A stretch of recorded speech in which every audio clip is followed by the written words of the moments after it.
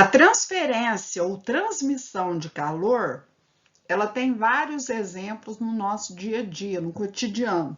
Então, vamos lá para a gente ver quais são as formas de transmissão de calor ou transferência. A transmissão de calor, ela pode acontecer por esses três processos aqui: convecção, condução e irradiação. Nessa figura que eu acabei de grifar, a convecção, o ar, quando ele é aquecido, o ar quente sobe, o ar frio desce. Ou seja, sempre o calor, o ar quente, ele vai estar subindo, se movimentando. Então, se a gente coloca as mãos sobre uma fogueira, a gente sente esse ar quente subindo. Os balões sobem porque o ar que preenche um balão é mais quente do que o ar que está do lado de fora. Então, ele fica pouco denso e sobe. O outro desenho aqui, olha, condução, a mão dessa pessoa a pessoa está utilizando uma luva. Por quê? Porque se na extremidade fica muito quente, olha lá, tá até vermelho em brasa. Por condução, o calor vai chegar até a mão dela. E irradiação é quando o calor passa, mesmo sem ter até meio material. Aqui tem o ar, mas poderia ser sem o ar. O Sol nos aquece por irradiação ou também chamado radiação apenas, certo? São ondas eletromagnéticas, certo? Que vão atravessar até o vazio, o vácuo, e vão se espalhar. Do lado aqui, olha, é a mesma coisa, a convecção acontece na água, o líquido que está dentro desse bulho aqui, dessa chaleira, né? Vocês têm flechas mostrando movimento do líquido para cima e flechas mostrando o líquido se movimentando para baixo. Para cima é o quente e para baixo é o frio. E esse movimento vai fazer com que toda a mistura logo fique, com o passar do tempo, toda quente. Mostrando a radiação aqui, olha, a radiação, o gato tá todo tranquilo aqui, ó, ele não tá encostado perto da chama da lareira, ele tem uma certa distância e mesmo assim ele está sendo aquecido de longe, e isso acontece por radiação, né?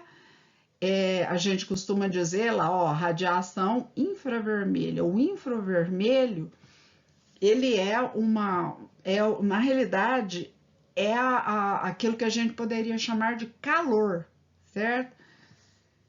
É uma radiação que a gente não vê, mas a gente sente, se manifesta na forma de calor. E aqui embaixo, vocês têm aqui um desenho aqui, também de uma outra situação. Você coloca uma panela lá no fogo para esquentar, parte vai ser por infravermelho, por essa radiação que vai aquecer a panela. A água também ela vai ter movimentação. A água quente sobe, a fria desce e isso vai começar a circular. E a condução através do cabo. Nós temos, nesse exemplo simples, as três formas de transferência de calor, né? Ou transmissão. Vamos em frente. A condução, especificamente, por que ela acontece? Então, você colocou fogo numa certa extremidade de um material que seja condutor. O material condutor, principalmente, né, os metais, que são bons condutores, tanto de eletricidade quanto de calor, os metais, eles têm aquela maleabilidade, ou seja, a sua estrutura rapidamente vai ficando com átomos e moléculas muito agitados, certo? Então, na hora que as suas partículas vão ficando muito agitadas, elas vão transferindo para outras partículas, certo? Então, o calor ele vai sendo conduzido, só que é lógico, cada choque que uma molécula tem com a outra, ao transferir o choque, vai perdendo parte da energia. Então, o calor ele está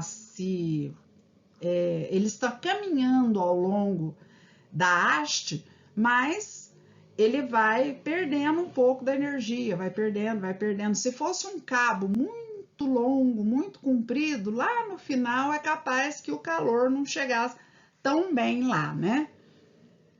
Vamos em frente. Convecção. A convecção é uma movimentação que ela pode acontecer com líquidos, com gases. Sólidos não tem convecção, porque se é uma movimentação, essa movimentação, as moléculas, as partículas, elas têm que sair do lugar. Então, aqui eu coloquei como exemplo uma substância líquida, e aqui a gente vai imaginar o ar dentro da geladeira, então uma substância gasosa. Então, por conta da chama aqui, olha, a água quente ela vai subir, a água fria vai descer, e aí a gente tem aquele movimento que a gente já sabe dentro da panela, né? Quando ela está aquecendo a água. E isso é por convecção. Quando a gente tem furacões, tornados também, o ar quente sobe, o ar frio desce, o ar começa a circular. Depois há um movimento lateral dos ventos que colocam a coluna em pé, porque primeiro há um giro nesse sentido que eu estou desenhando aqui. Aí a coluna que estava girando dessa maneira, ela é colocada em pé pelos ventos lá. Aí começa um giro desse tipo. Aí a gente já vai ter aquele outro fenômeno, furacão, tornado, etc. Olha como é que é a questão da convecção dentro da geladeira, né? O ar quente sempre vai subir, o ar frio sempre vai descer, então por esse motivo, em cima da geladeira é onde a gente sempre tem o congelador. Hoje em dia tem um monte de tipo de geladeira diferente, né? Mas a geladeira mais antiga, que era tudo numa peça única, o congelador tinha que ficar em cima. Por quê? Porque para que o ar frio descesse e resfriasse o resto. Embaixo, a gente sempre tem a gaveta, que é onde as coisas estão mais quentinhas. A gente coloca verduras, hortaliças, para não queimar, a gente coloca na parte de baixo, né? E o ar quente ele vai subir, o ar frio vai descer, e a convecção é que faz todo o ar dentro da geladeira ficar todo gelado, certo? Esse movimento tem que acontecer, por isso que a gente não pode colocar, por exemplo, toalhinha dentro da geladeira, porque se a gente tampar a grade, não vai haver convecção do ar. Bom, vamos continuar. Aqui, esses exemplos aqui, eu quis só mostrar o seguinte: se numa sala eu tiver um aquecedor, onde que o aquecedor deve ser colocado? Aquecedor sempre é colocado no chão, porque aí o ar quente sobe, o ar frio desce e todo o ambiente vai ser aquecido. Quando a gente tem numa sala, ó, o segundo desenho, um equipamento para refrigerar, agora vai entrar o calor, né? Ainda bem. Então, olha lá, ó. Isso daqui é o refrigerador, já é ao contrário do outro. Por que que o refrigerador tem que ser colocado sempre, o ar-condicionado? Ar-condicionado a gente coloca assim, olha, em cima, para que o ar frio desça. Ele vai ficar denso, pesado, as moléculas se aproximam porque ele está frio. Aí ele fica pesado, ele desce. Embaixo, próximo ao chão, o ar vai se aquecer. E aí, novamente, o ar vai subir e criando essas correntes de convecção. Então, não é possível colocar um ar-condicionado, por exemplo, no chão. No chão não é o lugar adequado. Nas casas também, quando tem aquelas janelas que são em cima, eu vou desenhar numa dessas paredes, dá uma olhadinha para cá, ó. Aquelas janelinhas que tem em cima, elas servem para o ar frio entrar e sugar o ar quente. Aquelas janelinhas que tem em cima nas paredes são ótimas para promover convecção. No deserto, eles constroem clarabóias assim, ó, aqui no teto, em cima. No teto, se tiver um buraco, o ar frio entra e o ar quente sai. Então, é uma boa opção arquitetônica também para refrigerar ambientes, certo? Vamos. Aqui a gente tem o esquema de uma estufa.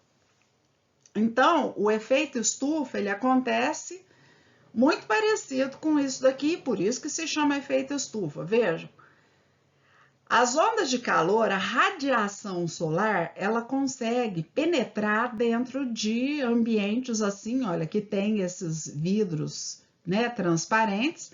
Então, a radiação, ela vai penetrar. Aí, ela vai aquecer o chão. Quando o chão for sendo aquecido, ele devolve para o ambiente. Então, tudo aqui dentro dessa estufa vai ficar aquecido. Acontece que na hora que essas ondas que aquecem o ambiente aqui dentro, elas tentam sair para fora da estufa, aí elas não conseguem, porque elas foram transformadas de ondas curtas. Olha, a radiação solar tem ondas curtinhas. Elas são tão curtas que elas têm grande poder de penetração. É só lembrar, por exemplo, do ultravioleta. São ondas extremamente curtas, como se elas fossem agulhas, e aí elas penetram. Na hora que há esse aquecimento, as ondas elas já vão se transformar em infravermelho. O infravermelho tem comprimentos de onda maior. Então, na hora que essas ondas elas ficam maiores, a estrutura do vidro ou desses materiais transparentes, seja ele lá como for, se for no caso do efeito estufa da atmosférica, seria o vidro aí, seria o gás carbônico, certo? O gás carbônico, o que ele faz? Ele faz tipo esse vidro aqui, ó. É como se ele fosse esse vidro. Ele não deixa essas ondas longas escaparem, então elas ficam presas dentro do ambiente, certo? E aí o ambiente vai esquentando, esquentando. No caso do nosso ambiente, o gás carbônico que envolve nossa atmosfera, e quanto mais queimam coisas, mais gás carbônico, mais ele retém o calor. Então, quer dizer que a energia solar entra, mas não consegue sair, certo? E aí nós temos esse chamado efeito estufa, que vai aumentando a temperatura de uma forma geral no planeta, derretendo geleira, aumentando o nível do ar. Vamos lá. Aqui, gostaria de comentar com vocês, a garrafa térmica é uma coisa muito interessante a respeito dessa transferência de calor. Vejam, a garrafa térmica é um instrumento que deve evitar a perda de calor. Se eu colocar um líquido quente lá dentro da garrafa térmica, como que ela não perde calor? Primeiro, a tampa é um isolante. Então, aquela convecção que acontece, o ar quente sobe e ele poderia escapar se a tampa não fosse o quê? Isolante. Então, nós temos uma tampa isolante para evitar a perda de calor por convecção. Então, quer dizer que o ar quente dentro da garrafa, o líquido quente, um pouquinho de calor que deveria sair pela tampa, por convecção, porque o calor deve subir, não vai sair porque a tampa vai isolar. Aí, outra barreira, não sei se vocês já perceberam, que entre a parte interna espelhada e a parte de fora, existe sempre um espaço. Nesse espaço aqui, ó, tem o vácuo. Muitas vezes a garrafa ela tem assim, tipo um parafuso no fundo aqui, ó, que nunca deve ser removido. Se você remover aquele parafuso que tem no fundo, entra ar. Entrou ar, sumiu o vácuo. Sumiu o vácuo. Já vai ser um meio que vai conduzir calor de dentro para fora, aí vai haver perda de calor.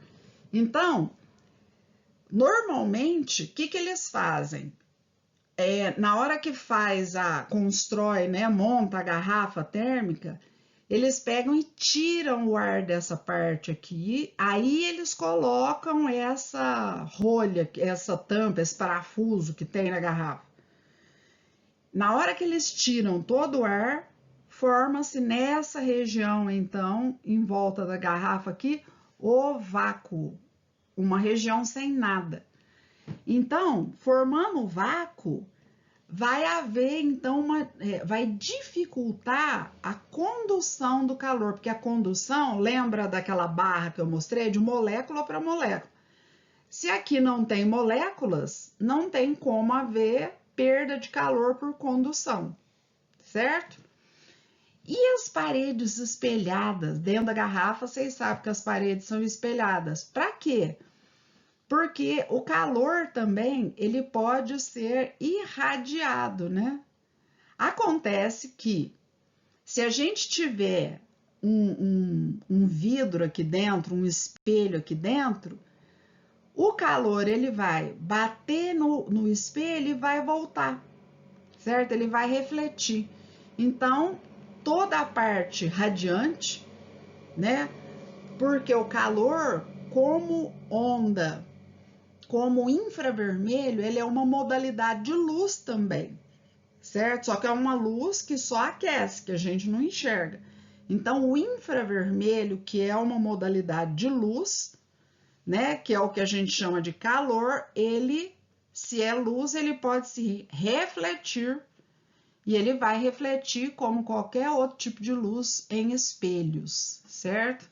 Então, a garrafa térmica, ela tem todos esses meios que foram pensados, a tampa isolante, o vácuo para evitar a perda de calor por condução, essas paredes espelhadas para refletir de volta o calor, para não perder por irradiação calor, é uma forma, então, bem eficiente, pensando nas 3 modalidades de transferência de calor, para evitar essa transferência de calor por essas modalidades. Vamos continuar. Essa questão do Enem aqui, ela é bonitinha.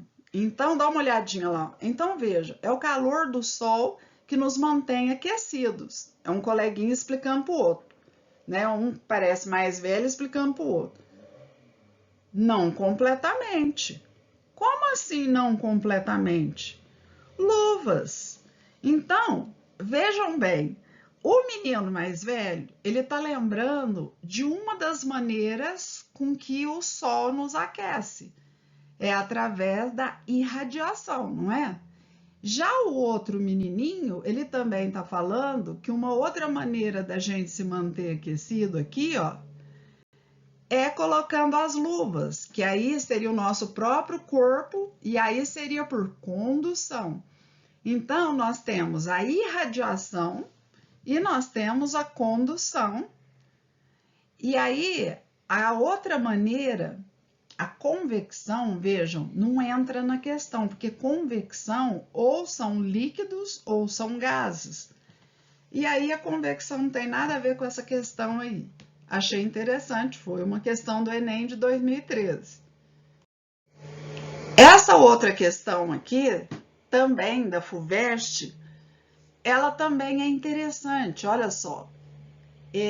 Tem uma figura mostrando o aquecedor solar.